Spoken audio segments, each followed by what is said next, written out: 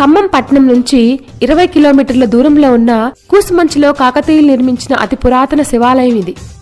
ఆలయాన్ని పైగుండా చూస్తే నక్షత్రాకారంలో, మరోవైపు శివలింగాకారం ఉన్నట్టుగా బండరాళ్లను పేర్చి వాటిపై ఆలయాన్ని నిర్మించడం ఇక్కడి విశేషం. ఈ ఆలయంలో ఉన్న శివలింగం 6 అడుగుల ఎత్తు, 5.3 సెంటీమీటర్ల వ్యాసార్థంతో ప్రతిష్ఠించగా నున్నటి గ్రనైట్ రాయిని పోలి ఉంటుంది. శివలింగంపై ప్రతినిత్యం సూర్యోదయ సమయాన సూర్యకిరణాలు ప్రసరించేలా ఆలయాన్ని నిర్మించడం ఇక్కడి ఆకర్షణ.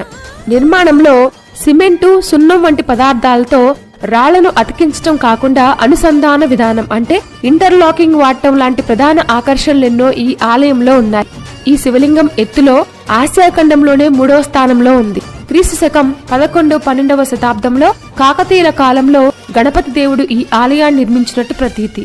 ఈ ఆవరణలో ప్రధానమైన గణపేశ్వర ఆలయమే కాక త్రికూట ఆలయ పద్ధతిలో నిర్మించిన మరో గుడి